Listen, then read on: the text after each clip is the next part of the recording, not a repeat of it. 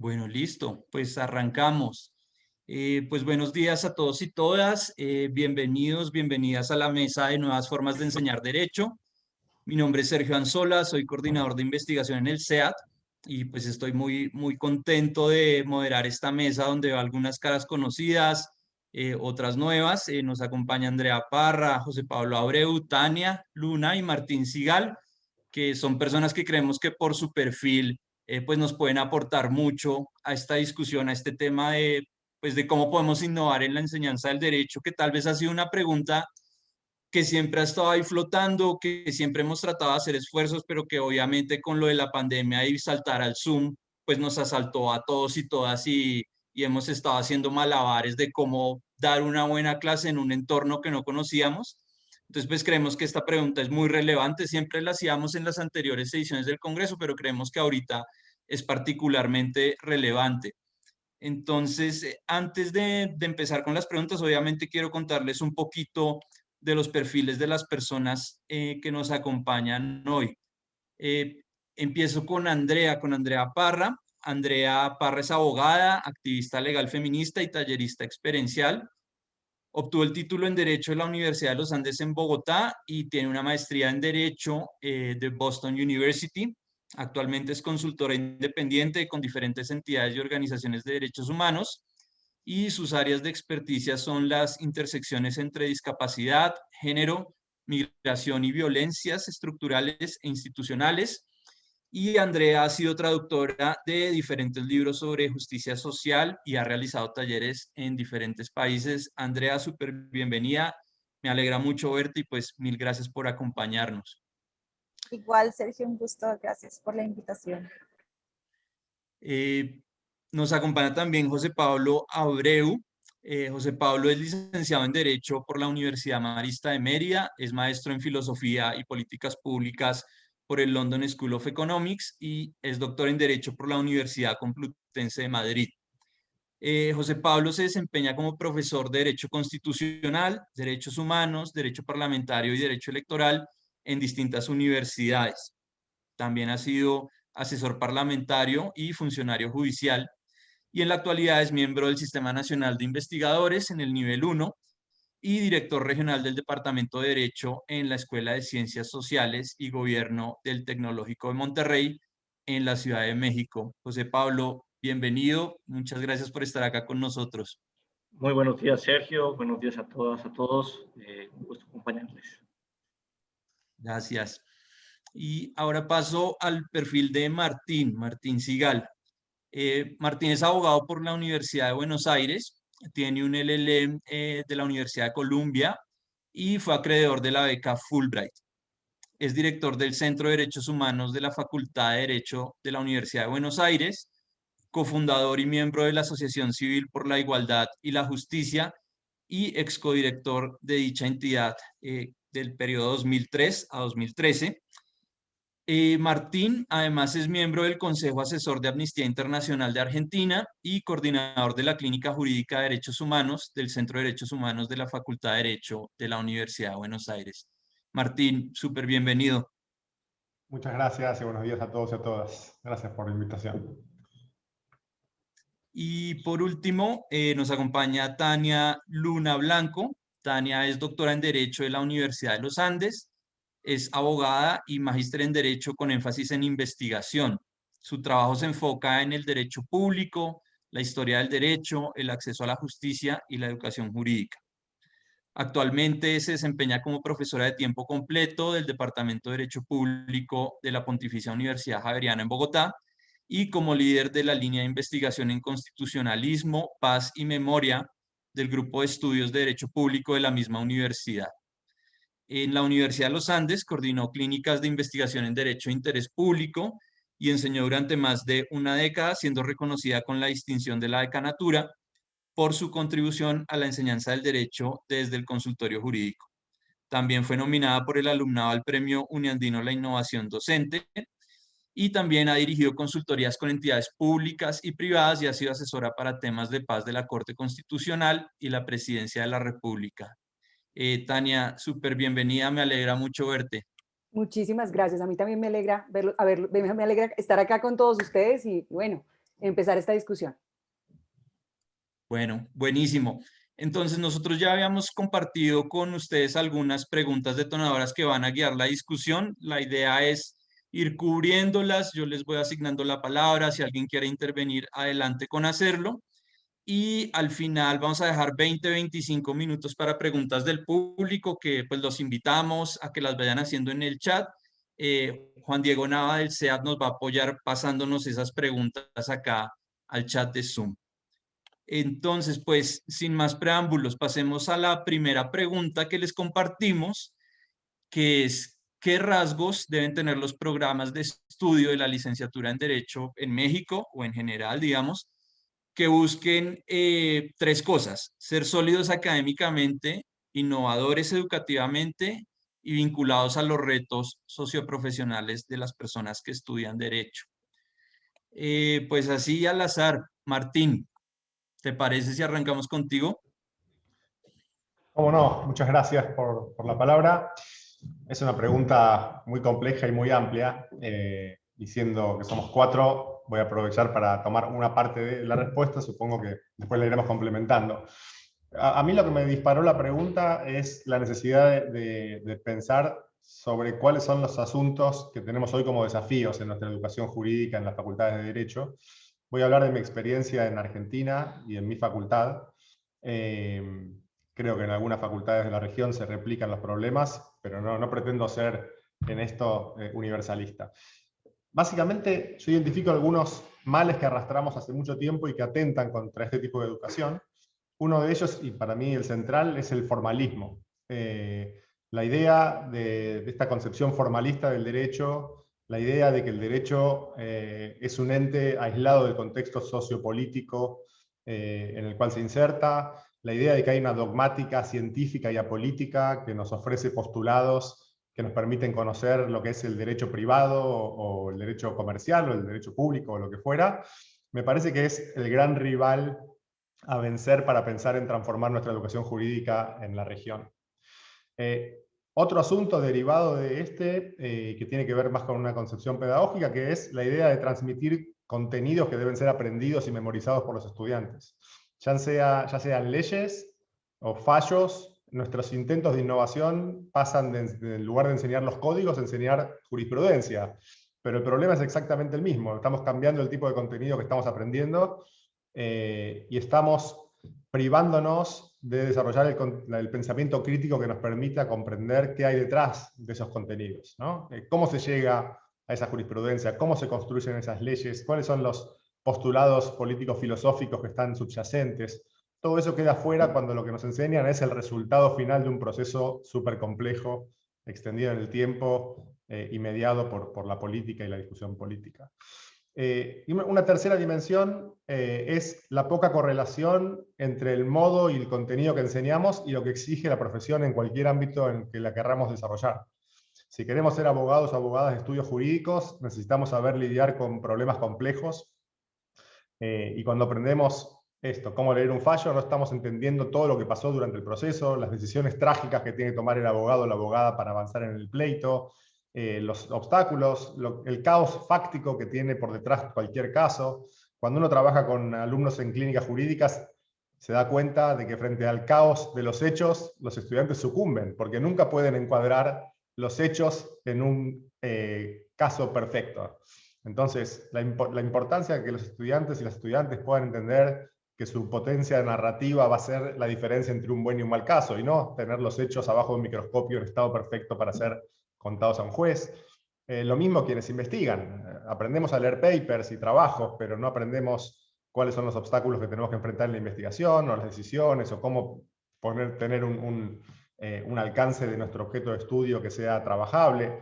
En cualquiera de los ámbitos en los que nos querramos desarrollar, vamos a ver que lo que aprendimos en la facultad no nos da herramientas para nuestro desarrollo profesional una vez que salimos de la facultad. Entonces, como primer dato, yo creo que el tema del formalismo, la cuestión pedagógica de cómo se transmiten contenidos, y esta poca correlación entre las destrezas que necesitamos para nuestra vida profesional y lo que nos enseñan, son tres desafíos muy centrales que tenemos que enfrentar.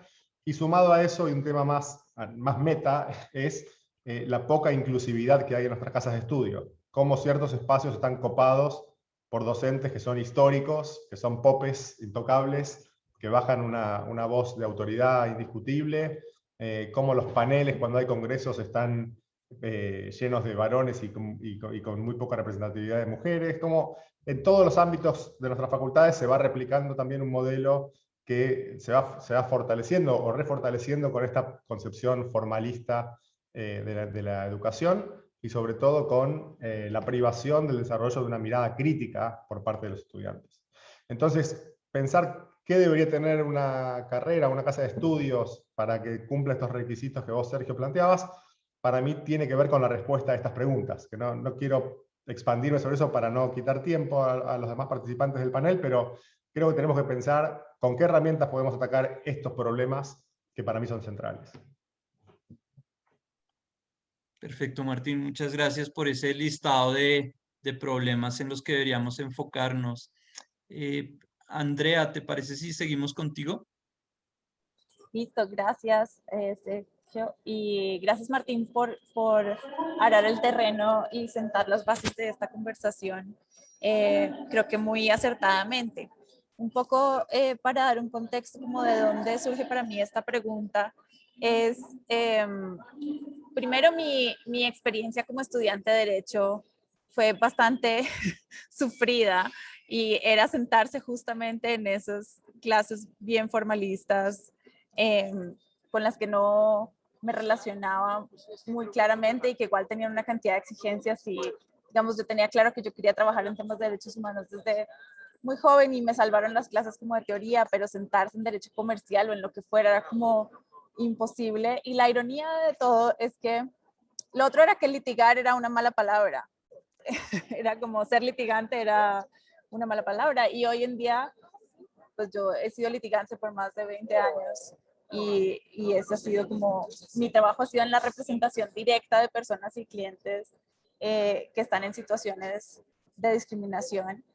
Y el consultorio jurídico, que era la práctica de derecho, era como la peor tortura que uno podía llegar, porque era como empujar papel y uno nunca tenía como una conexión sobre cómo operan las cosas en la realidad.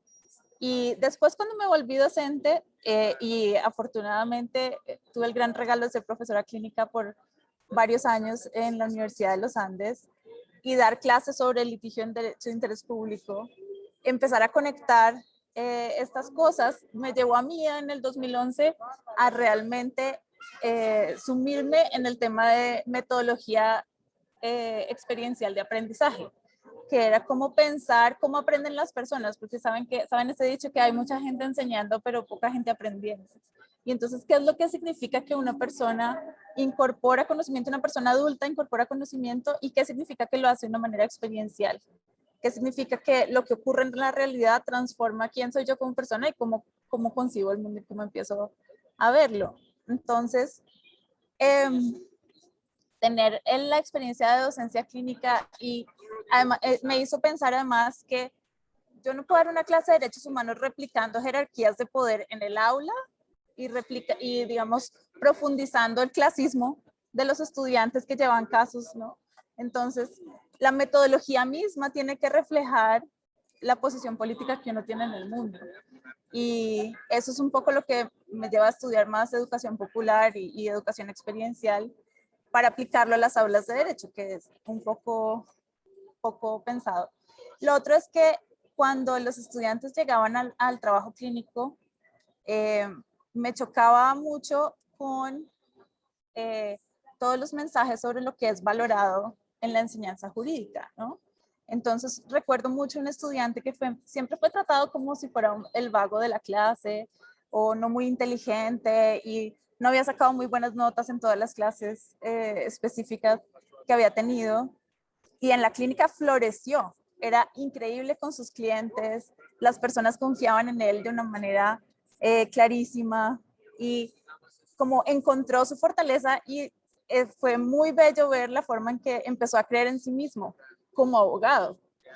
Y yo creo que esa desconexión de la que habló Martín, que es muy clara, esos legados que arrastramos de cómo se enseña el derecho de una manera tan formal no es solo que es así no opera el conocimiento jurídico, sino que son formatos que replican jerarquías sociales y que replican dinámicas de poder, porque ¿qué es lo que se sobrevalora en un aula jurídica? El que hable y cite la sentencia, el que se exprese de una manera súper fluida, etcétera, el que más hable, el que se sepa citar a todos los autores, y es importante pensar críticamente qué es lo que nosotros en la escuela de Derecho, en el aula de Derecho, valoramos como bueno y calificamos como aceptable o excelente o sobresaliente, porque esa competencia además también empieza a fomentarse desde muy temprano en la escuela de Derecho, ¿no? Y recuerdo como estudiantes que tenían grupos de estudio en los que los otros no podían saber nada y se separaban y tenían acuerdos secretos de que nadie podía ver los apuntes del uno y del otro. Y es cuál es la cultura que estamos promoviendo al enseñar el derecho de estas maneras que replican jerarquías. Recuerdo también ejemplos como que los estudiantes apenas llegaban a consultorio jurídico ofendidísimos porque los clientes llegaban tarde, como sin entender por cuántos buses tiene que tomar la señora que tiene un hijo, que es madre soltera, y claro, entender que nadie va a donde un abogado cuando está feliz. Entonces, ¿qué significa? Esto es un pedacito de la vida de alguien que me llega a mí como una consulta, y qué significa todo el contexto que tiene una persona que está lidiando con un montón de problemas en su vida, un montón de discriminación estructural, de barreras en los sistemas jurídicos, sociales, culturales, económicos, etcétera. ¿Y qué rol cumplo yo si lo que estoy haciendo es, no, qué pena señora, ya no la puedo atender porque usted llegó media hora tarde? Entonces, y lo que es claro para mí es que hay una desconexión muy clara entre las materias más teóricas o más enseñadas como en el aula de manera más abstracta y teórica con lo que ocurre al momento de enfrentar lo que significa el trabajo jurídico. Y cierro diciendo también que hay muchas oportunidades de conectar la enseñanza jurídica con una visión de justicia social. Yo jamás en mi vida me imaginé que iba a tener que aprender derecho notarial en la vida, y los últimos 10 años de lucha en contra de la interdicción judicial y para garantizar la capacidad jurídica de todas las personas, sobre todo las personas con discapacidad, y lograr que se aprobara una ley colombiana que eliminara la interdicción, pues hoy en día en la pelea de la implementación he tenido que aprender un montón de derecho notarial para poder garantizar los derechos de las personas con discapacidad al ejercer su capacidad jurídica. Entonces es también un poco conectar, creo que la otra crítica es esa fragmentación que ocurre, que solo derecho laboral, solo penal, solo comercial, hace que nos olvidemos que todas estas áreas impactan la vida de las personas de múltiples maneras, y que tenemos que tener una visión más holística de cómo vinculamos ese conocimiento jurídico con lo que ocurre en la realidad de las personas. Creo que lo dejaría ahí. Perfecto, Andrea, mil gracias. Y pues creo que muy interesante estas preguntas que nos haces, que creo que más allá de depender de lo que decían los decanos, los rectores sobre los planes de estudios, más de nosotros como profesores y profesoras en el aula, ¿no? De qué valoramos y qué cultura promovemos. Y pues o sea, qué bonita esta historia que cuentas del estudiante en consultorio jurídico que florece en ese momento, ¿no? Y pues o sea, qué bonito oírlo. Estoy seguro que tenemos estudiantes en la audiencia y a veces uno piensa que uno no florece por algo que uno tiene mal, porque es vago, porque no puede, y en realidad puede ser por muchas otras cosas que están más allá de uno, cosas que hacemos o dejamos de hacer como profesores, diseños curriculares, cosas que se valoran o no en el aula, en fin. José Pablo, seguimos contigo, ¿te parece? Claro. Sí, pues yo concuerdo con lo que mencionaban tanto Martín como Andrea, ¿no? Primero, pues creo que un gran problema de la enseñanza jurídica tiene que ver con el formalismo. Ahí recuerdo un programa de unos colegas donde hablaban de los 7 capitales de siete pecados capitales de la enseñanza jurídica, ¿no? Y hablaban de del formalismo, el lenguaje que nos enseñan a desarrollar durante la carrera y que luego nos aísla y nos desvincula a lo mejor de las personas a las que vamos a atender en los asuntos que revisemos, ¿no? De este aislacionismo del derecho frente a otras disciplinas, ¿no? Y que creo que me gustaría comenzar con este último tema, ¿no? Creo que es importante, pues sí, que exista una sólida preparación jurídica de nuestras y nuestros estudiantes, pero también que estas personas puedan interactuar sin temor, ¿no? Y de manera pues hasta natural con otras disciplinas. Y de ahí que la enseñanza multidisciplinar es, creo, bastante relevante dentro de la enseñanza jurídica. Yo estudié en una universidad tradicional, de enseñanza tradicional jurídica, y de hecho tuve una materia que era de economía, pero se volvió más de historia política mexicana, ni siquiera tuve ahí el acercamiento a los temas económicos.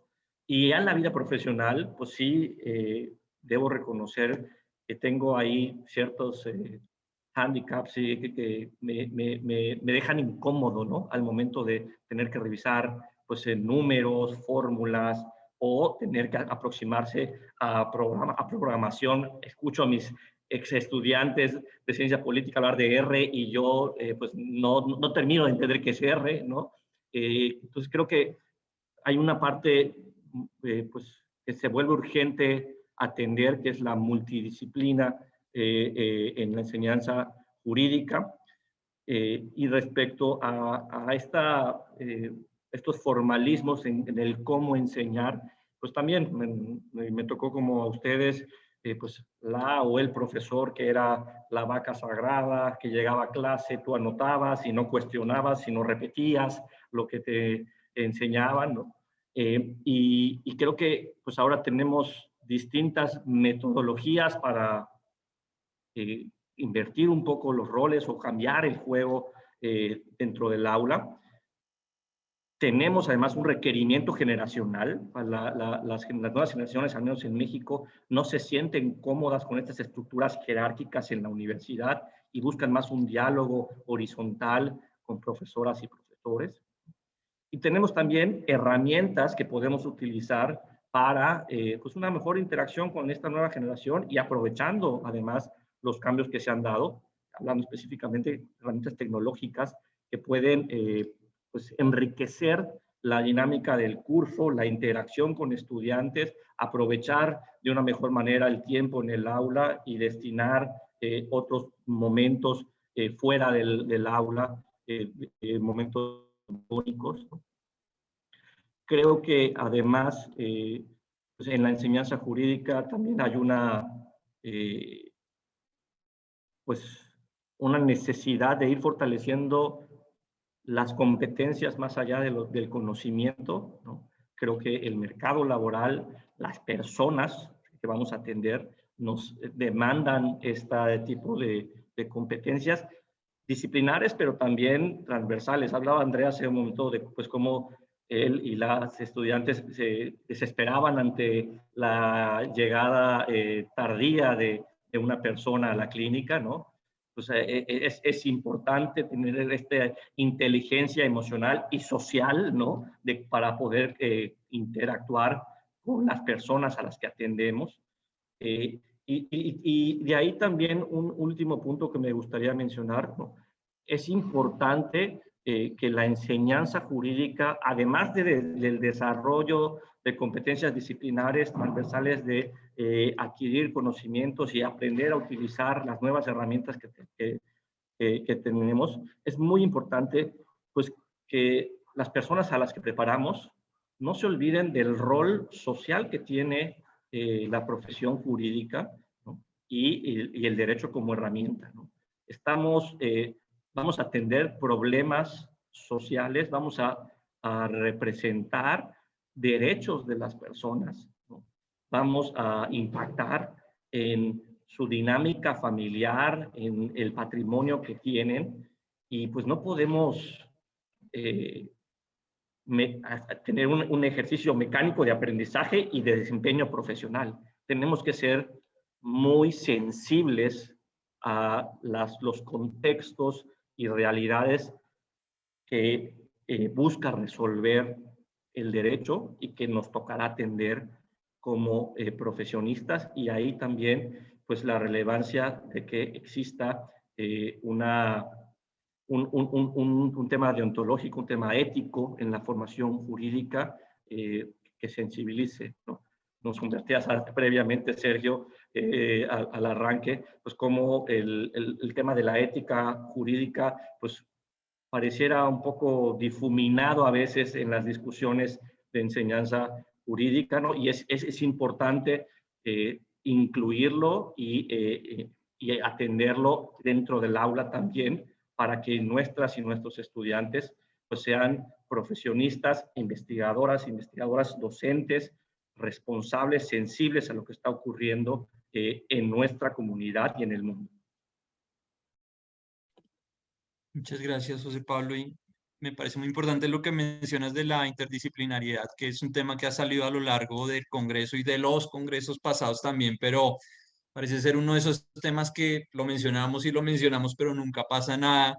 Y creo que lo triste de eso no es solo que uno como abogado tal vez se asusta cuando le empiezan a hablar desde otras disciplinas, sino que además la respuesta a ese temor es muchas veces la prepotencia, ¿no? Entonces empezar a hablar como abogado, a citar en latín y a pensar que el derecho puede explicar todos los fenómenos o regular absolutamente todo. Y lo otro que mencionabas de esta ausencia de habilidades profesionales, como la brecha que hay entre la enseñanza y la práctica. Ahorita viendo a Andrea y a Tania que estuvieron en el consultorio jurídico, como que yo me transportaba al primer día que llegué al consultorio y a uno le dicen aquí va a llegar el auto admisorio de la demanda, y el auto, o sea, yo auto pensaba como en un carro, o sea, lo que salía en mi mente era como un carro, que es un auto admisorio, o sea, en 8 semestres yo nunca tuve en mi mano un papel, una demanda, una escritura pública, un contrato, y luego salta uno a consultorio y le llegan esa cantidad de folios que uno ni siquiera dice folios de primero a octavo semestre, sino dice hojas así como muy normal.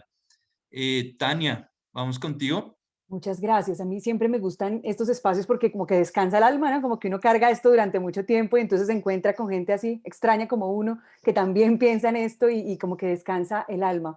Yo pensaba en sus experiencias y me acordaba la mía en mis clases de derecho. Y es inevitable llegar a eso porque recuerdo a un profesor que me marcó mucho. Me dijo, señorita Luna, usted no se cansa de cuestionar la ley y este no es el espacio. Le va a tocar buscarse la facultad de sociología o de filosofía y recuerde una cosa, que su lugar, por si tiene dudas dónde sentarse, es la izquierda.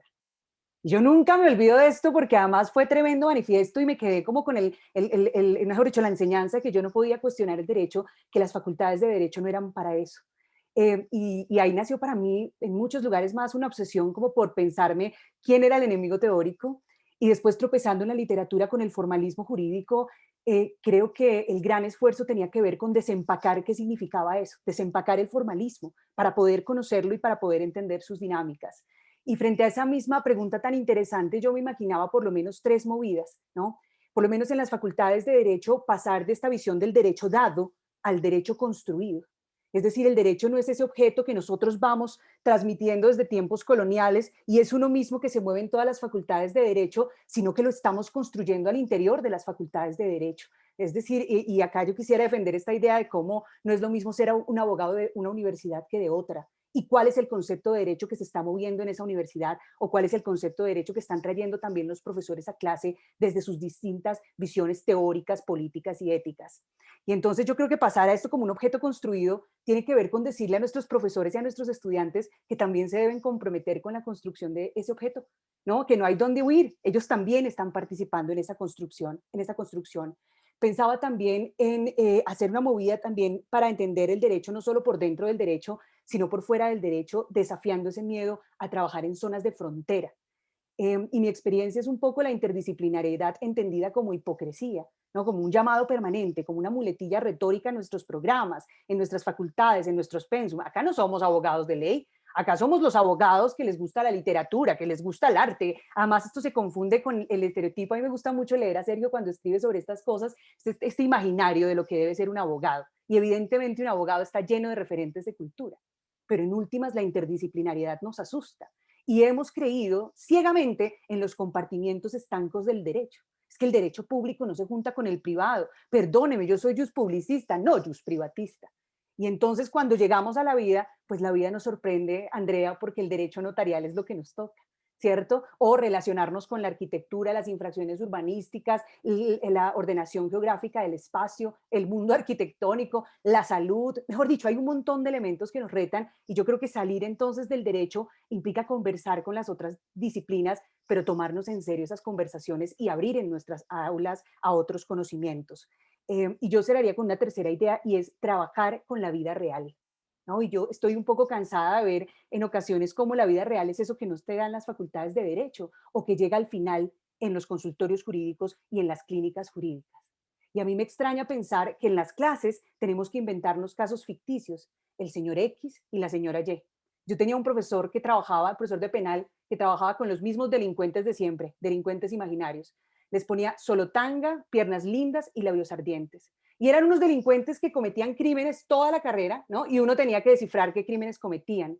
Cuando en la vida real, en nuestros periódicos, estamos llenos de noticias desgarradoras, inexplicables, que merecen de una u otra manera ser discutidas en el aula, ¿no? ¿Por qué no tomamos nuestros casos de violencias sexuales, de acosos sexuales? ¿Por qué no nos internamos en proyectos entonces para que en nuestras clases de penal discutamos cómo probar el acoso? ¿Por qué nuestra carrera tiene que ser tan distinta a la vida real? ¿Y por qué cuando nuestros estudiantes llegan a consultorio, yo recuerdo, nunca olvidaré a un director de un consultorio que dijo, olviden todo lo que aprendieron, porque acá la vida real es otra cosa. Y yo pensaba para mis adentros, yo pediría la devolución del dinero, porque si a uno no lo han educado para la vida, entonces ¿para qué lo educaron? Para resolver problemas hipotéticos que no nos sirven para desafiar los problemas de nuestra cotidianidad y nuestros problemas reales. Quizás estamos educando abogados de papel para una sociedad que demanda otro tipo de abogados y abogadas. Muchas gracias, Tania. Sé que ustedes, digamos, habían preparado y pensado muy bien las preguntas que les habíamos enviado, pero quería desordenar un poquito y aprovechar las intervenciones que han hecho, porque me llamaba mucho la atención una cosa que mencionaba Andrea y que se cruzaba un poco con lo que mencionaba Tania al final, y es este problema que tenemos de enseñar el derecho como fragmentado, ¿no? Entonces, un caso es un caso de civil y creemos que solo el derecho civil regula esa situación, pero en la realidad, como menciona Tania, cuando uno salta al consultorio se da cuenta que múltiples ramas del derecho están cruzando esa situación y uno necesita entenderlas todas, pues para poder solucionar bien el problema. Pero la pregunta es, ¿cómo podríamos como romper? O sea, la primera pregunta es como si es posible romper como esos cuadritos del programa de estudios donde dice Derecho Civil 1, sucesiones, laboral, o sea, es posible romper eso y empezar a cruzar las materias y enseñar con casos que a uno le muestran la real complejidad de lo que está ocurriendo. Y si eso es posible hacerlo, digamos, teniendo en cuenta que las universidades tienen distintos recursos, o sea, hay universidades que tienen profesores de tiempo completo que se pueden sentar muchas horas a pensar estos casos, a coordinarse, a hacer reuniones para ver cómo enseñan un caso desde distintas perspectivas, pero hay otras universidades que no tienen esos recursos, tienen profesores de cátedra que trabajan y luego van y enseñan, y donde puede ser más difícil emprender un proyecto de ese tipo. Entonces quería preguntarles cómo podríamos enfrentar ese problema de la fragmentación del derecho, si creen que es posible y sobre todo teniendo en cuenta eso, la diversidad de universidades y los contextos que atienden. Y acá sí lo dejo abierto a quien levante la mano porque sé que fue una pregunta así intempestiva y no la tenían preparada. Yo puedo contar una historia. Hay diferentes modelos y esto se relaciona con la pregunta que hace Paula Méndez de cómo llevar las aulas afuera. Por un lado, yo creo que esa posibilidad de interactuar con la realidad debe darse desde el inicio de la carrera. Y ahí un modelo que es interesante es uno de Escocia, en el que los estudiantes se autoorganizan y hacen un proceso también de prestación de servicios a la comunidad. Y son estudiantes de diferentes semestres que entre ellos deciden qué casos aceptan, cómo los aceptan. Y una cosa que yo siempre les digo a mis estudiantes es, si ustedes supieran el poder que tienen, lo usarían. Y yo creo que eso muchas veces también se desdibuja en la carrera y es como el poder que tienen, como esa visión de la autoridad en que solo hacemos lo que nos digan las autoridades de la facultad.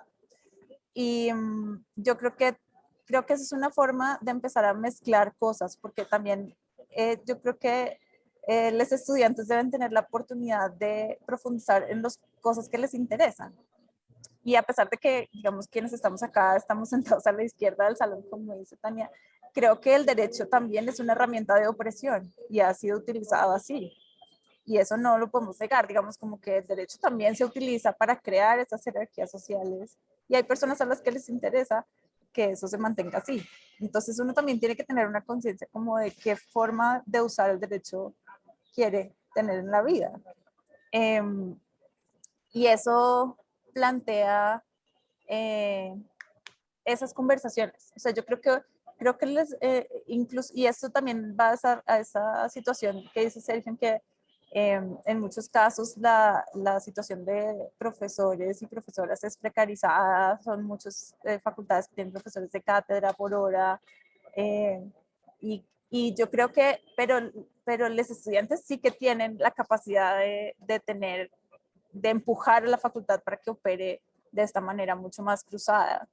Y ese sería como un punto de inicio para mí, que yo creo que no tiene por qué ser únicamente algo impulsado desde la docencia, sino, por ejemplo, en los Andes hubo varias iniciativas frente al acoso sexual universitario que surgieron de estudiantes de derecho, que ellos mismos acompañaban casos reportados, que exigían códigos disciplinarios frente a los temas. Y eso implica mezclar un montón de conceptos jurídicos, laboral, penal, disciplinario, etcétera, y que son situaciones muy cercanas. Si yo empiezo, la educación experiencial es eso, si yo empiezo desde mi propia experiencia, empiezo a construir conocimiento de una manera mucho más transformadora. Diga eso. Gracias, Andrea. Y José Pablo, ¿tú quieres intervenir, cierto? Sí, gracias, Sergio. Pues mira, yo mencionaría que si bien es cierto que pues, en los contenidos disciplinares, ¿no? Pues hay ciertas secuencias de aprendizaje que deben pues, de plantearse, ¿no? Pues no sé, es raro ver contratos sin haber visto obligaciones, ¿no? No es raro, pues no lo sé, haber visto propiedad intelectual antes de de revisar administrativo. Creo que tenemos espacios y metodologías para romper un poco estas secuencias de aprendizaje y flexibilizar la estructura rígida, formalista de la enseñanza jurídica. En el caso de lo que estamos haciendo hoy en día en el Tecnológico de Monterrey con el aprendizaje basado en competencias, pues las competencias, digamos, son competencias generales, ¿no? Que se aplican a distintos cursos y en la resolución de retos, pues las posibilidades de resolver este reto que se presenta, ¿no? Esta situación problemática real que se plantea, pues son varias, que a veces escapan más allá del curso que se está llevando. Poniendo un caso muy concreto en derecho constitucional, ¿no? Estábamos revisando un tema de derechos políticos electorales y pues se plantearon, sí, la vía constitucional electoral para resolver el tema, pero también se hablaba, pues, de temas de daño moral hacia un colectivo de mujeres, temas también en algún momento temas penales en contra de autoridades que habían intervenido en estas decisiones.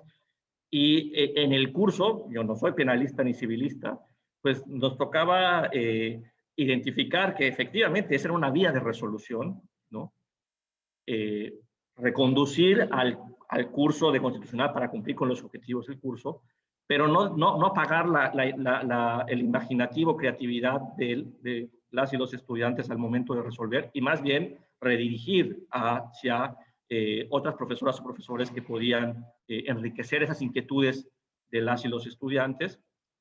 Lo mismo ocurrió en otro curso de obligaciones, donde me decía la profesora que había invitado a profesionistas de otras ramas, porque pues, las inquietudes de los estudiantes habían pues, virado un poco el curso hacia otras soluciones, ¿no?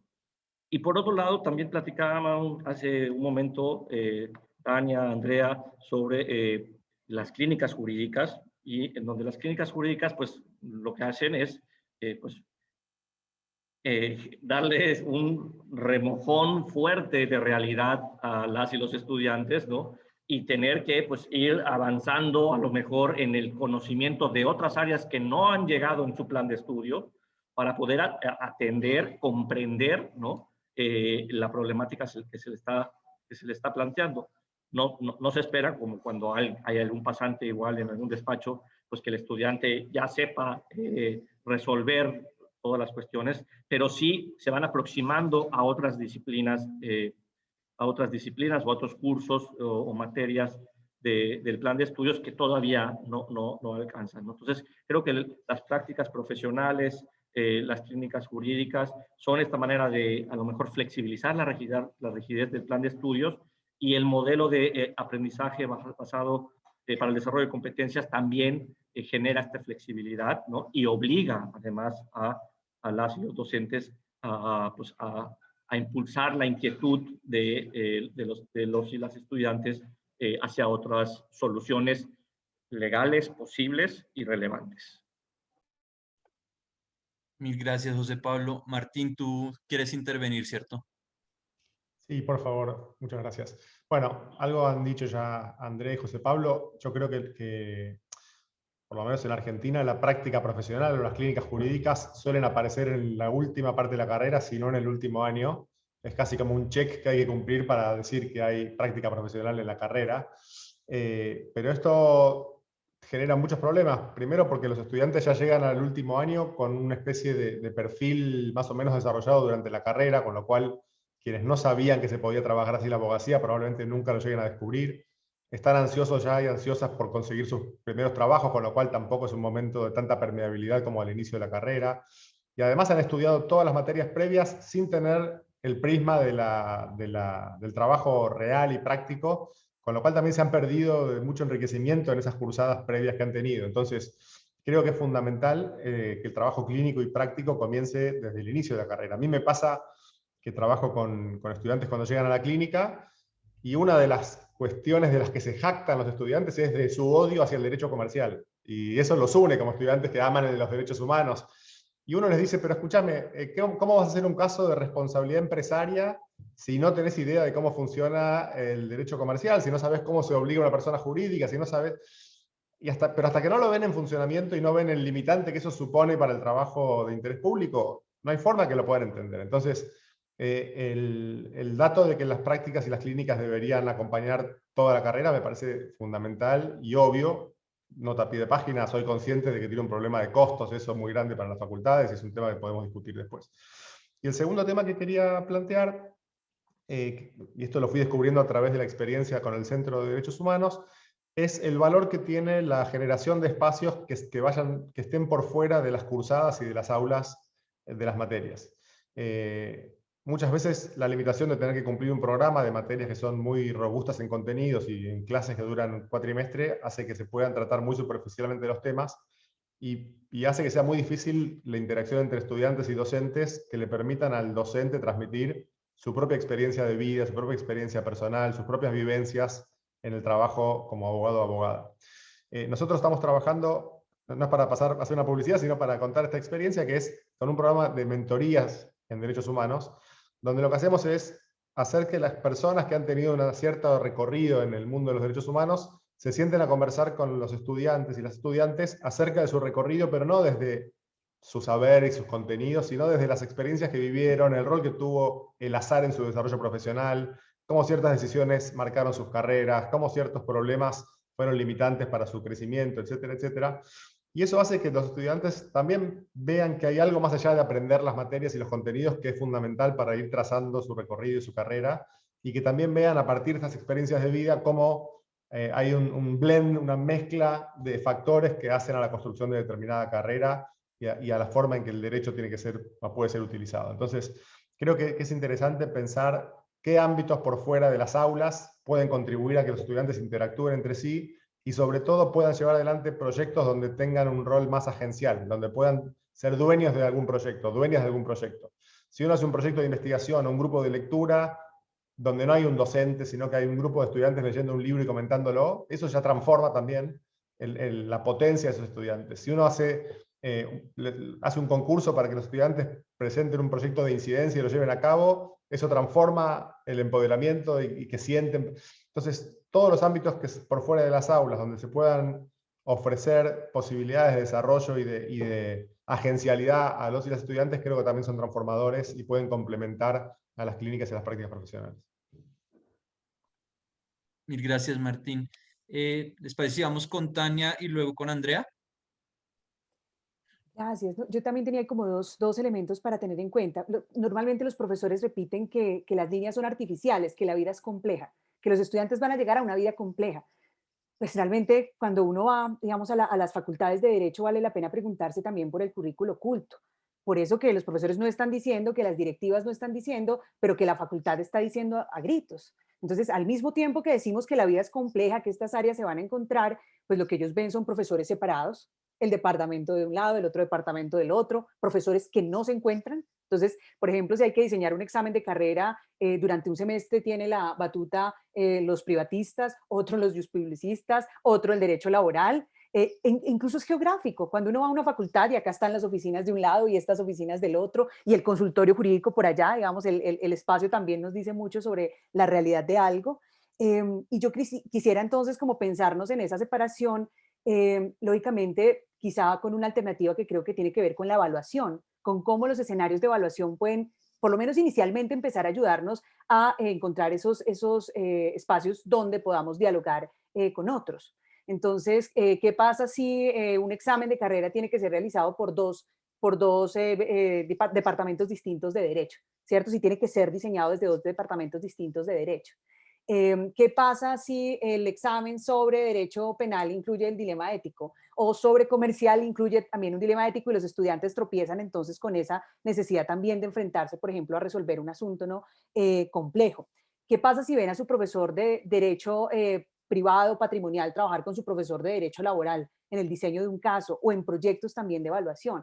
Y yo hago este llamado también porque me parece que es importante que no solo hablemos desde el papel, sino que los estudiantes también vean dinámicas de interacción entre profesores. Y claro, esto es más costoso, pero también tiene que ver con la profesionalización de nuestras facultades de derecho. Durante mucho tiempo nuestros profesores eran los grandes magistrados, las estrellas, ¿no? Y había una pregunta nula o nada que ver con preguntarnos cómo nuestros estudiantes aprendían, ¿no? La educación era una educación alcancía. ¿No? El maestro se paraba en ese atril y depositaba la información y era culpa del estudiante si no la tomaba.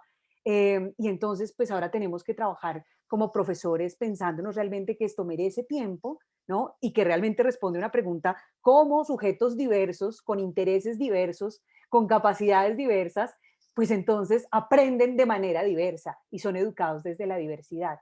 Y esto nos deja, por supuesto, un montón de interrogantes interesantes, pero mucho, mucho por trabajar. Gracias, Tania. Andrea, vamos contigo. Brevemente, una cosa que quería decir es que la vida universitaria ofrece un montón de oportunidades para esa interdisciplinariedad.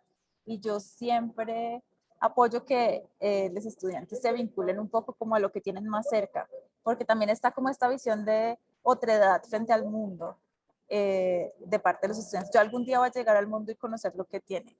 Pero las universidades son laboratorios fantásticos para pensarse esta interdisciplinariedad. Si hay universidades con facultades de ingeniería, hay una cantidad de cosas sobre propiedad intelectual que se pueden hacer. En general, por ejemplo, el personal de aseo de la universidad y sus derechos laborales, como las universidades tienen unos esquemas de contratación cooperativa que dejan por fuera muchas de las situaciones laborales de las personas que hacen aseo en los salones. Si hay facultades de como biología y cosas así, habrá cosas sobre usos de material genético, maltrato animal, qué sé yo, o sea, hay un montón de oportunidades, todo lo relacionado con tecnología, vigilancia, protección de datos, o sea, como que las universidades también ofrecen experiencias específicas. Por ejemplo, cuando yo estaba en la Universidad de los Andes, una de las cosas que surgió, porque yo trabajaba en temas de discapacidad, era la cantidad de estudiantes que estaban psiquiatrizados y los mecanismos que utilizaba la universidad para remitir personas a clínicas psiquiátricas como apoyo estudiantil. Y era algo que no estaba para nada visible, pero resulta que los estudiantes que llevaban con drogas psiquiátricas un montón de tiempo estaban súper enclosetados porque no podían hablar con nadie sobre el impacto que tenía tomar drogas psiquiátricas en la capacidad de concentración, en la posibilidad de atender clases, en la somnolencia y todo, y casi siempre estaban calificados como estudiantes vagos.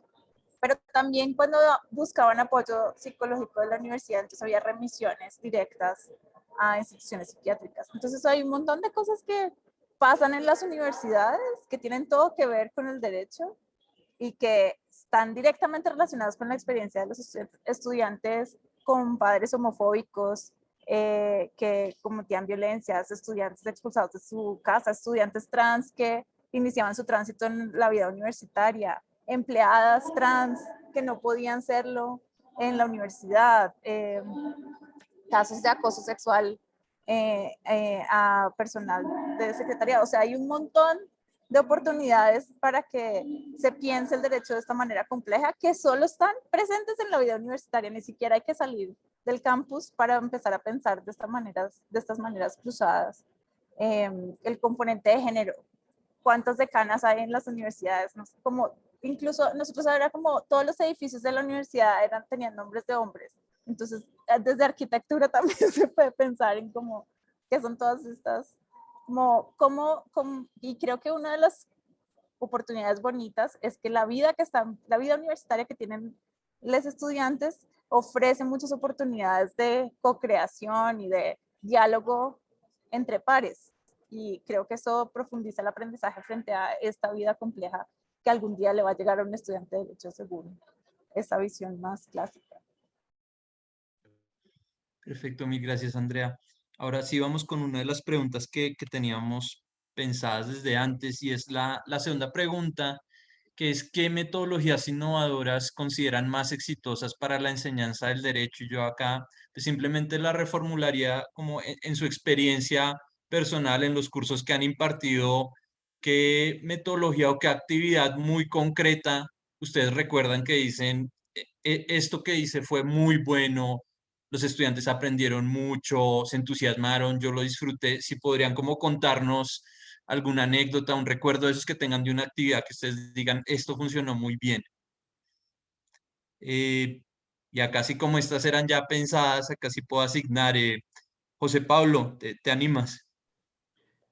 Gracias, Sergio. Mira, yo llevo alrededor de 10 años dando clase de Derecho y me tocó ver un poco la evolución, ¿no?, de esta metodología, primero como estudiante, en donde estaba esta educación de alcancía, que era la que mencionaba Tania, ¿no? Y luego me tocó en el CIDE, aquí en la Ciudad de México, revisar el método de casos como una metodología de enseñanza en donde veías además pues, que había mayor emoción de, de las y los estudiantes al momento de analizar lo que se planteaba dentro del aula.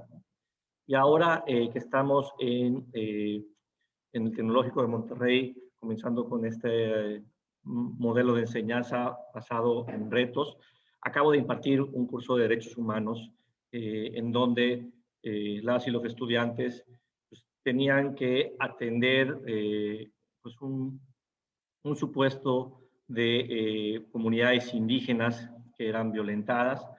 En este curso éramos 2 profesoras y yo, es un equipo docente el que está a cargo del curso, un curso de 5 semanas, es una inmersión de 80 horas en 5 semanas que tienen las y los chicos. Y además aparece un socio formador, que en este caso es la Comisión de Derechos Humanos en la Ciudad de México, ¿no? Entonces, ahí está, pues, digamos, este equipo docente de la universidad que está compartiendo, guiando el curso. Además está este elemento de resolver un caso que nos van a ir aplicando de manera paulatina los conocimientos del curso, y un ente que realmente lleva ese tipo de casos en el día a día y que les da este remojón profesional, vivencial a la experiencia. Y al final del curso hacíamos una simulación de audiencia ante la Corte Interamericana. Tuvieron que haber preparado memoriales, era como que su primer MOOC, sin los meses que lleva a preparar un MOOC, ¿no? Y pues ahí ves además, yo tuve la oportunidad de darles constitucional el semestre previo y ahora derechos humanos. Entonces ves igual el desarrollo de la competencia argumentativa escrita y oral de las y los estudiantes, las ves en la audiencia, pues emocionarse, argumentar, expresarse de manera empática con la problemática que están atendiendo, ¿no? Siendo Estado o siendo representantes de las víctimas. Y además las ves interactuar con un tribunal, que en este caso pues eran secretarias de estudio y cuenta de la Suprema Corte de Justicia, gente que había estado de visitante en la Corte Interamericana, abogadas, litigantes de litigio estratégico, indígena. Entonces, pues igual sienten pues la retroalimentación que viene de gente que está en ese medio en los asuntos. Yo sí vi mucho desgaste y tensión por la presión de haber tenido que trabajar durante 5 semanas este tema, pero mucha emoción también y mucha responsabilidad de las y los estudiantes al momento de abordar estos asuntos, y creo que se llevan los contenidos disciplinarios de un curso de derechos humanos, pero además sí ves el desarrollo de competencias de argumentación, de empatía social, ¿no? Que son relevantes para su profesión. Muchas gracias, José Pablo. Andrea, veo tu mano arriba, pero no sé si era del No, anterior. era de la vez pasada, como quieras. Ok. Bueno, entonces, Martín, ¿tú podrías compartirnos alguna experiencia tuya? Sí, yo elegiría una experiencia que tuve en la clínica jurídica, donde una organización no gubernamental nos pidió que los ayudáramos a elaborar una acción judicial estructural, porque las escuelas privadas de la Ciudad de Buenos Aires no admitían niños y niñas con discapacidad, alegando que no estaban preparadas para la inclusión. Entonces había que hacer un caso de discriminación. Era un caso que tenía una complejidad probatoria importante, porque había que probar hechos negativos y porque además los padres y madres que habían atravesado el proceso estaban realmente muy desgastados y muy agotados. Quienes lo habían resuelto ya no querían mirar atrás, y quienes no lo podían resolver todavía estaban inmersos en la problemática. Y voy a destacar 3 momentos. La preparación del caso duró 1 año y medio, porque era muy compleja la prueba, tuvimos que hacer una encuesta para relevar información y demás. El primer momento fue cuando tuvieron que hacer la primera entrevista a una madre, y era la primera entrevista que hacían estos chicos porque empezaban la clínica. Y fue interesante porque, por supuesto, ellos hicieron la entrevista, y cuando terminó la entrevista se dieron cuenta que no se habían animado a preguntarle por su hijo, porque sentían que la madre se podía sentir mal si le preguntaban por su hijo que tenía una discapacidad. Entonces no le preguntaron ni el nombre del hijo, ni cuál era el problema del hijo. Fue toda una charla donde la madre hablaba del asunto, y los y las estudiantes no se animaron, pues sentían que iban a cometer una infidencia, y no encontraban la forma y las palabras.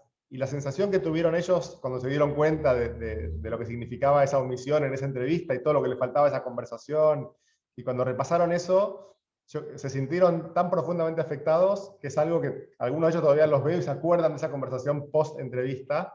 Yo creo que yo no hubiera sido capaz de enseñar nada con esa profundidad, dando una clase. Entonces, esa hora que duró la entrevista fue vital en ese aprendizaje. Eso fue una parte del caso.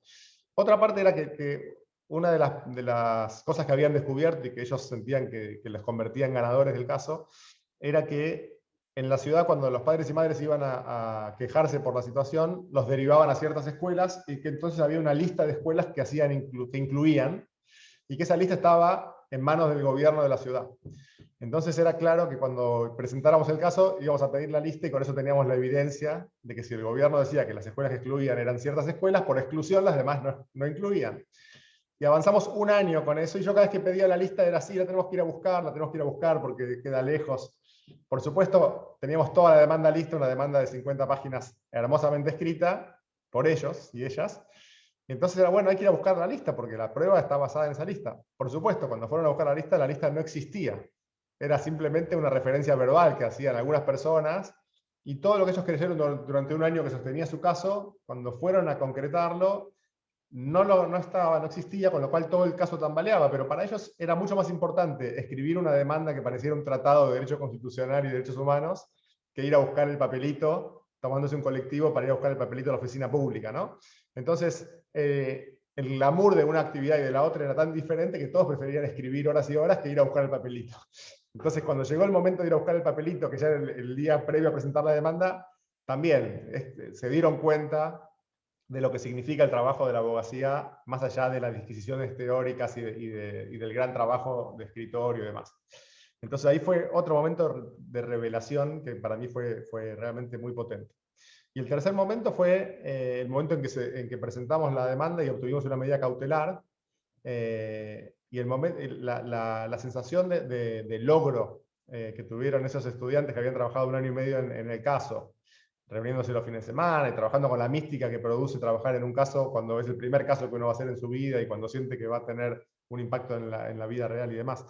La profunda emoción que produjo ese resultado, y que fue algo que le dio sentido a todo el esfuerzo previo, fue también muy reveladora para ellos en cuanto a que se acordaban en el momento de la presentación, cuando a mitad del proceso tuvimos una conversación muy triste donde ellos decían: este caso no se puede hacer porque la evidencia es imposible, y querían dejar el caso porque sentían que era imposible, y mi trabajo en ese momento era decirle que siempre cuando estamos trabajando en un caso hay momentos donde pensamos que es imposible, igual que en la tesis doctoral, siempre hay momentos que nos perdemos ahí en el laberinto.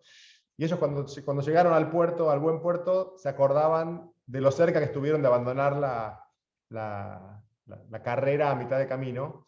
Entonces, ese primer momento de tener que interactuar con una persona que tiene una situación de violación de derechos, el momento del trabajo con la evidencia, el momento de la desazón y el desahucio del abogado y la abogada que está perdida en el laberinto de su caso, y el momento que finalmente da sentido a todo, para mí fueron como muy reveladores por lo menos yo no encuentro otra forma más potente de transmitir conocimientos que esa, ¿no? Uno no podría explicar eso porque quien lo escucha, si no lo vive, no puede internalizarlo. Entonces, por eso es que traigo el punto de la enseñanza clínica todo el tiempo a la mesa, porque me parece muy diferente en términos cualitativos a lo otro de lo que disponemos. Muchas gracias, Martín. Tania, ¿tú nos quieres compartir algo? Sí, de pronto dejo como en la mesa dos experiencias. Yo creo que mi vida cambió cuando yo, no sé, tuve la fortuna o el privilegio de empezar mi carrera, digamos, mi experiencia profesional en un consultorio jurídico. Yo llegué al área de público y, digamos, fui muy feliz, pero cuando yo llegué a esa área estaba resurgiendo en la Universidad de los Andes en ese momento y no habían casos reales. Y los profesores trabajaban con carpetas con casos hipotéticos adentro. Y uno le entregaba al estudiante un caso hipotético y él iba a hacer un informe sobre ese caso hipotético. Y entonces a mí eso me generaba todo el conflicto del mundo, porque yo no podía creer que uno saliera del consultorio, tropezara con toda la desigualdad y la pobreza, con toda la exclusión y con toda la discriminación, pero que nosotros trabajáramos con casos hipotéticos. Y entonces vino algo en mí, y es entender estos lugares que se ven como un escenario de prácticas, donde hay abogados que replican, ¿no?, que nos enseñan cómo se hace el derecho en la baranda, el ius barandi, como se atreven a decirle. Y entonces lo que yo creí y lo que aporté a esto era necesariamente pensarnos esto como una experiencia de aprendizaje y cómo podíamos partir de una incógnita. Y yo siempre he creído en el valor de las incógnitas, en hacerle preguntas a los estudiantes. Y acá la pregunta era cómo abríamos a los casos, cómo podríamos pensarnos, ¿no?, que podíamos abrir a los casos, qué casos traíamos, mejor dicho, dónde estaban nuestros usuarios perdidos. Y lanzamos como una suerte de campaña expectativa y los estudiantes empezaron a vincular casos, mandaban noticias, miraban ¿no?, la realidad, dónde estaban. Empezaron a encontrar entonces casos con las personas que vendían o cumplían con ventas ambulantes en la universidad. Empezaron a encontrar entonces barrios invasores en los cerros de Bogotá. Y resulta que conocían a don Miguel, a la señora Amparo, no, y empezaron a traer los casos y luego nosotros no dábamos abasto. Mi experiencia implicaba que el consultorio que se movía, digamos, de puertas hacia adentro, tenía que salir a la realidad bogotana. Y me enfrenté a muchas cosas, estudiantes diciéndome que creían que la universidad que está ubicada en el centro de la ciudad era el sur de la ciudad. O sea, que ellos pensaban que su universidad estaba ubicada en la zona de mayor pobreza de Bogotá. Y cuando salían e iban a otros lugares, entonces empezaban a enfrentarse con una realidad. Yo siempre he pensado que estos espacios son los espacios integradores, donde uno combina el saber ser, el saber hacer y el saber conocer. Son unos espacios, mejor dicho, privilegiados para el conocimiento. Y quiero simplemente comentarles otra experiencia ya en una asignatura más tradicional, que es Historia del Derecho. Y acá el reto para mí era, ¿será que es que esto va a ser un podcast, que yo me voy a parar acá a contarles un cuentazo mientras ellos duermen, ¿cierto? Y para mí eso era como medio dramático, y entonces recordé la incógnita, el poder de la incógnita. Y lo que hacíamos entonces con los estudiantes al inicio era hacerles una pregunta sobre un instrumento normativo, sobre la ley, y preguntar qué sujetos habían ayudado a construirla en el tiempo, a través de qué debates, desde qué lugares, pidiéndoles además que se fueran a buscar las fuentes por ellos mismos, y ellos no lo creían posible. Entonces nos poníamos cita, se llama taller de fuentes, y nos íbamos a la Biblioteca Luis Ángel Arango, al Archivo General de la Nación, a los museos de la ciudad, al Museo de la Colonia, al Museo de la Independencia, buscando pistas. Cuando ellos volvían al aula a discutir los textos clásicos de historia del derecho, lo hacían con fuentes y tenían la capacidad además de cuestionar a los autores diciendo, pero ¿por qué lo que nosotros encontramos en este periódico de los años 20 era distinto? Y yo creo que eso significa también formar esa capacidad crítica para que los estudiantes no sean solo meros receptores, sino que puedan también interlocutar con los profesores desde las posibilidades que tienen también, por supuesto, de hacer preguntas. Qué chévere, Tania. Qué lástima que no me tocó ver esa materia contigo. Me dan ganas de repetir eso. Andrea, nos faltas tú por compartir una experiencia, por favor. Pues la verdad es que como me he dedicado a expandir mis herramientas experienciales, tengo muchas historias, pero quisiera contar como categorías de actividades que he utilizado y que siento que son muy transformadoras también. Y creo que está muy en línea con lo que dice Tania de cuáles son las preguntas que se pueden hacer los estudiantes. Entonces, una de ellas, yo daba introducción al derecho y entonces ahí esos estudiantes llegan como, mi papá es abogado y yo estudié derecho porque toda mi familia, o porque hay todavía como un saborcito de, yo creo que puedo hacer algo por el mundo, y a sus 18 años ahí como, ¿no?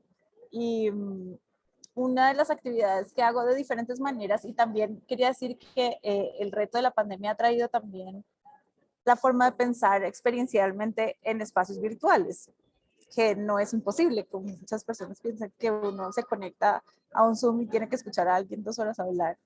Y ahora lo que hago es trabajar con activistas sobre cómo utilizar metodologías experienciales en espacios virtuales. Pero una de las herramientas que yo uso mucho, tanto en persona como virtualmente, son los espectros. Entonces, ¿en dónde se ubica usted en este rango de posibilidades? Entonces, por ejemplo, con los estudiantes de introducción al derecho era como una serie de situaciones y tenían que ubicarse entre nunca, algunas veces o siempre. Como esto debería ser siempre, cierto, nunca, algunas veces o siempre. Por ejemplo, para adoptar se debe tener idoneidad intelectual. Entonces, esto debe ser siempre, cierto, siempre, algunas veces o nunca, y entre ellos tenían que decir por qué pensaban eso, y claramente las posiciones surgen, ¿no? Entre todas las posiciones posibles de eso, o las corridas de toros deben ser legales, siempre, algunas veces o nunca, o cosas que son como dilemas, ¿no? Que plantea el derecho todo el tiempo, y eran como una serie de, y ese simple ejercicio, y que además lo hacía físicamente, moviéndose en el espacio para tener también como esa sensación visual de dónde está la gente, quién piensa así, por qué. Y ellos tenían que hablar entre ellos por qué habían escogido ese lugar y luego explicar al resto por qué habían escogido ese lugar. Y lo otro es que todo el mundo tenía derecho a cambiar de opinión. Si lo que escuchaban de otro grupo les convencía, podían cambiar de grupo. Entonces eso generaba unas discusiones muy interesantes también. Creo que la otra herramienta que siento que fue muy útil fue, que está un poco en línea con la historia que contó Martín, es el contacto directo con activistas y personas que trabajan directamente con las situaciones concretas. Entonces, en muchas de mis clases, tanto introducción como clínica, traje pues colegas y personas amigas, activistas con discapacidad, activistas trans, que cuentan específicamente cómo se han enfrentado al derecho en sus propias, cómo han encarnado esos problemas que les plantea el derecho, ¿no? Entonces, temas de violencia policial contra trabajadoras sexuales, activistas con discapacidad hablando pues, de capacidad jurídica, activistas trans hablando de patologización, etcétera.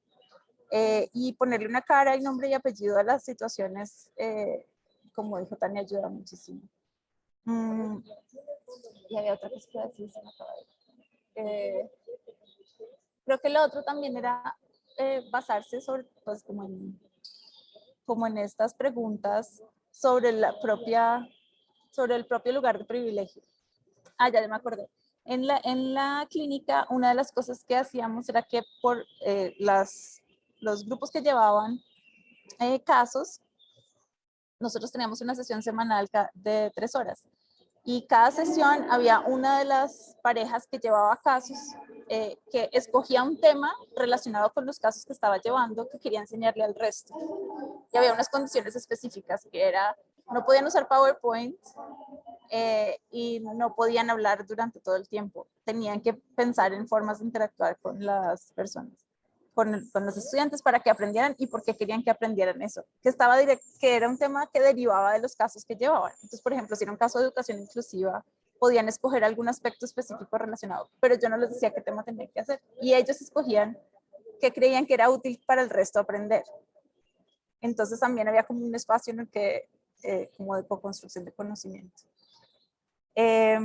Y muchas preguntas en relación del privilegio, como ¿por qué la universidad funciona como funciona? ¿Por qué pensamos, por ejemplo, en el tiempo como un valor? O como esa conversación más meta sobre cómo son las relaciones de poder cuando uno tiene título de abogado.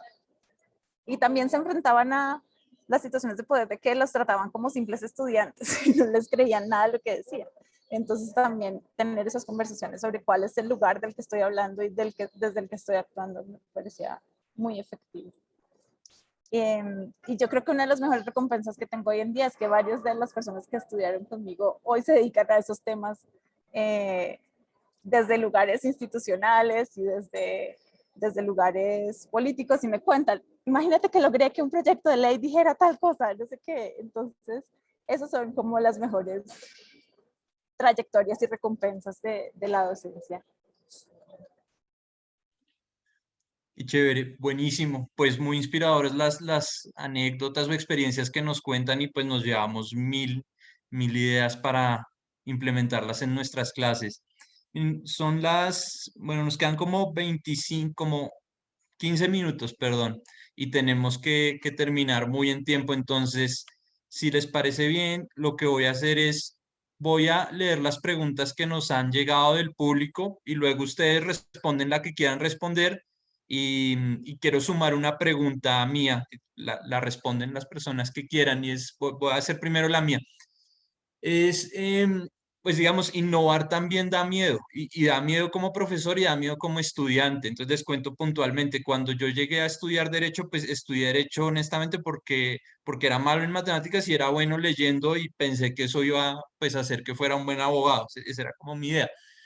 Y cuando llegó la hora de escoger la universidad, mi mamá fue la que me convenció de estudiar en los Andes, pero pues me dijo, pues igual investiga de otras universidades y mira a otras universidades. Y cuando yo miraba el currículo de los Andes, me parecía que era muy poquito, o sea, había muy poquitas casillitas con clases, y yo comparaba el de otras universidades y había mucho más. Yo decía, pero pues claramente va a ser mejor abogado si me voy a la otra universidad que tiene más información. Y entonces al final yo tenía miedo a innovar, a hacer algo que me parecía inseguro. Y mi mamá, pues menos mal en ese momento, yo qué sé, me convenció no sé cómo y entré a donde entré y me gustó mucho y lo disfruté. Pero la pregunta es cómo superamos ese temor o cómo administramos ese temor y también para las universidades. O sea, entiendo que las universidades quieren innovar y ya lo toman, ya aparecen en todas las publicidades de las universidades, programas innovadores, etcétera, pero también las personas a veces necesitamos como un piso sólido y sentir que hay algo ahí que nos da una seguridad, o bueno, algunas personas como yo en ese caso. Entonces quería preguntarles un poquito de eso, cómo estudiantes y profesores pueden superar el temor a innovar, a irse a estudiar a una universidad que tiene algo muy nuevo, irse a unas maestrías que no se conocen mucho, pero que ofrecen algo nuevo. Y pues esa sería mi pregunta y les voy a leer las que han llegado, que igual ustedes ya las han visto por acá. Entonces, una de José Pablo pregunta, ¿el derecho es una ciencia y debe ser enriquecido desde la ciencia? ¿Qué papel juega o debería jugar la neurociencia y la neuropedagogía en el proceso de enseñanza-aprendizaje del derecho? Les leo ahora una de Paula Méndez. ¿Cómo llevar el aula hacia afuera? ¿Cómo acercar a los alumnos a la realidad para que no haya ese choque de realidades cuando salen a trabajar? Les leo ahora una de Cecilia Moreira. Estoy de acuerdo con las ideas que comparten sobre la educación jurídica y las escuelas de derecho. Es jerárquica, clasista, sin perspectiva de género, ignora el contexto de las y los clientes, pero ¿cómo introducir esto al aula? ¿Cómo llevar esas ideas al estudiantado ante la posible resistencia de personal directivo y profesionistas? Les leo ahora una de Rosalba González. Pregunta a Andrea específicamente. Andrea, ¿este enfoque centrado en los estudiantes favorece procesos de autoestima, autorregulación y autoevaluación súper valioso? ¿Tienes el dato de quién crea este modelo escocés? Una pregunta de Camila Ducón. ¿Cuál sería el papel de profesoras y profesores en el acompañamiento de estas colectivas e iniciativas estudiantiles de las que habla Andrea? ¿Cómo se podrían apoyar más estos procesos? Una pregunta de Ciania Cobos. ¿Existen docentes o estudiantes que defienden su derecho a una educación jurídica más tradicional? Por ejemplo, sin perspectiva de género porque lo consideran ideología formalista segregada de otras disciplinas. ¿Hay medidas que hayan implementado para atraer a esta fracción de la comunidad, especialmente estudiantes, a reconsiderar su preferencia por la enseñanza tradicionalista? Y una pregunta de Juana Pérez. ¿Cuál es el reto que afrontan las instituciones de educación superior en México y en la región para enseñar con metodologías activas e innovadoras que puedan integrar lo mejor de los métodos tradicionales y pedagogías que beneficien a la calidad educativa y la formación integral del estudiante? Entonces, pues este es como el amasijo de preguntas que tenemos. Y pues cualquier persona que quiera contestar todas, algunas, pues adelante. Entonces, vamos Sergio, primero creo que con, faltó la de que si hay alguna iniciativa en Hispanoamérica. perdóname. Si Ah, existe algún sí, acá pronunciamiento está. conjunto. Pablo Valdivia, ¿existe algún pronunciamiento conjunto de las facultades de Derecho en Hispanoamérica que aborde los retos de la educación jurídica? ¿Existe alguna política conjunta de mejora educativa? Gracias, Andrea, por rescatar esa que se me había pasado. Entonces, José Pablo y luego Martín y luego Andrea y Tania, si levantan la mano, vamos ahí asignando. Gracias, Sergio. Pues mira, primero un comentario respecto a la pregunta, ahí va de metiche José Pablo, que le hacían directamente a Andrea de la autoestima, autorregulación y autoevaluación, porque creo que es otro asunto que a lo mejor no mencionamos y creo que se extiende a cualquier enseñanza universitaria, ¿no? Es muy importante atender hoy en día las problemáticas que existen entre nuestro estudiantado, relacionados con autoestima, con autogestión, ¿no? Y creo que en ese aspecto es interesante ver las respuestas que se están dando empujadas por el estudiantado o por la sociedad, ¿no? Para tener una educación más holística y no solo enfocada a lo jurídico. Y respecto a dos preguntas. La primera, sobre el acompañamiento que se puede dar a los estudiantes, pues creo que de entrada, no sé, por lo que escucho de mis colegas en esta mesa, además, es lo que más disfrutamos como docentes, ¿no? Cuando hay iniciativas que pueden generar impacto social y cambios, las y los profesores que disfrutamos el espacio universitario, pues estamos muy atentos y emocionados de acompañar ese tipo de iniciativas. Uno, para pues, que esas problemáticas sean resueltas y digamos, haya pues un ambiente más inclusivo en el espacio universitario.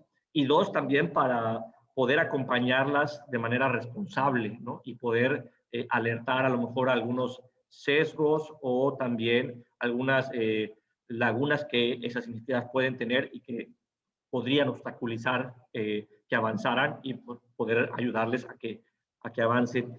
Y ahí, pues respecto a la resistencia de profesionistas y directivos, creo que esas resistencias, pues el tiempo las acaba diluyendo, ¿no? O sea, creo que pues es igual parte de la lucha por derechos y por una mejor sociedad.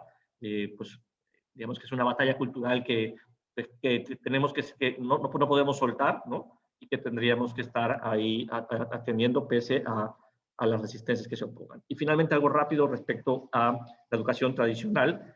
Yo creo que el discurso que he tratado de extender en las universidades en las que he estado, pues tiene que ver igual con los mandatos legales y constitucionales que existen, ¿no? Hay en el continente americano una visión del derecho a través de los derechos humanos, ¿no? Y los derechos humanos, pues, exigen perspectiva de género, perspectiva multicultural, ¿no? Exigen, pues, abrir un poco la visión hacia una visión global y no citadina o únicamente del país en el que estamos. Entonces, ese tipo de reflexiones y de señalamientos a las personas que dicen, pero es que yo quiero seguir estudiando Derecho Romano 3, ¿no? Ahí se va rompiendo un poco pues esas resistencias. Gracias. Mil gracias, José Pablo. Martín, vamos contigo y por favor, nos quedan 8 minuticos. Les pido que me dejen un minuto al final para despedirme de ustedes. Entonces voy a usar solamente un minuto para responder una de las preguntas, que es la que planteaste vos, Sergio, al inicio, que es el temor a innovar. Y yo quiero extender esa pregunta hacia el temor general que tienen los y las estudiantes de Derecho de intentar hacer una carrera que se diferencie de las carreras que son típicamente vistas como las carreras aceptables, que son básicamente el Poder Judicial o un estudio jurídico. Hay un fuerte temor a la sustentabilidad económica de una carrera vinculada al interés público y a los derechos humanos, y todavía no hay tanta masa crítica de carreras exitosas, completas, como para que las personas que quieren intentarlo sientan la tranquilidad de que es un camino aceptable. Si bien cada vez hay más, todavía no está visto como algo mainstream. Entonces yo creo que ahí hay algo en términos de qué podemos hacer, es contribuir a neutralizar esos temores, brindando acompañamiento, apoyo y señalando posibles caminos, ¿no? Y ahí es donde creo que hay un componente fuerte de tradición oral que es muy importante. Si uno puede acortar las brechas entre las personas que están desarrollando su carrera exitosamente, y aunque no sean docentes de la universidad, pero digamos, ponerlos en contacto y en comunicación con los y las estudiantes que están con la angustia propia de los 22, 23 años de no saber bien ni quiénes son, ni qué quieren hacer, ni qué pueden hacer y demás. Yo creo que ahí hay un rol importante de sinergia y de distribución de conocimiento y de experiencia que puede ayudar a contener y a encauzar a esos estudiantes para que no se salgan de esas potenciales carreras.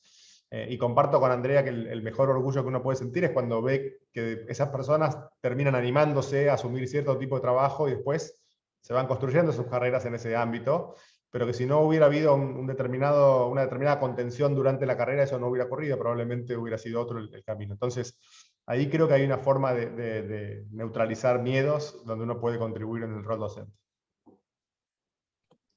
Padrísimo, mil gracias, Martín. Andrea, sigues tú, por favor.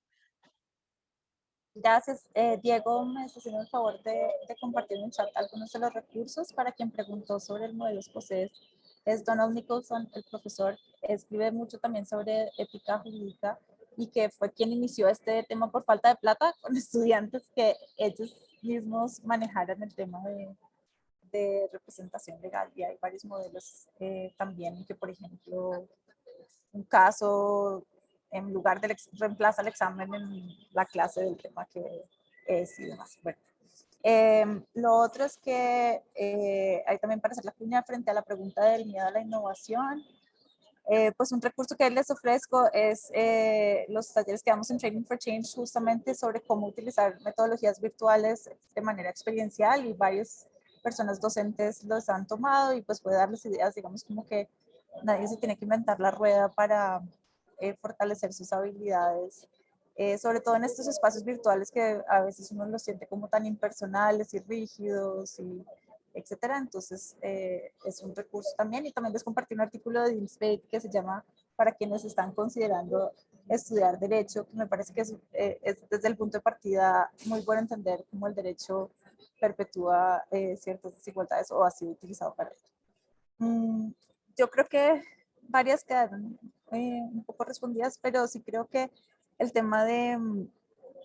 quería decir que a nivel regional, yo no conozco ninguna que esté pensándose en la innovación en la educación jurídica, pero sí hay una red de clínicas jurídicas latinoamericanas que pues que ha tenido algunas conferencias y convenciones y han publicado como distintos artículos sobre educación clínica.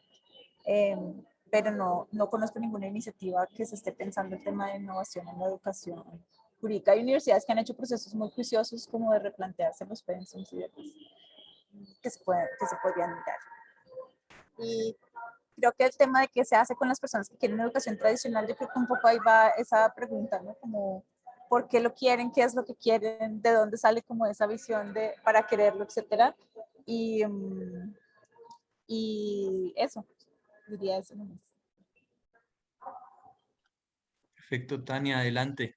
Gracias, no, muy, muy cortito también. Yo creo que vale la pena también entender que las facultades de derecho también son escenarios de poder y que hay visiones de justicia en tensión y que cuando uno se adentra en proyectos, pues hay luchas que gana y hay luchas que pierde y eso también hace parte del aprendizaje, ¿no? Y hay momentos históricos y hay lugares donde uno puede llegar, donde puede transformar y otros donde no. Mejor dicho, entender un poco más sobre la geopolítica del conocimiento.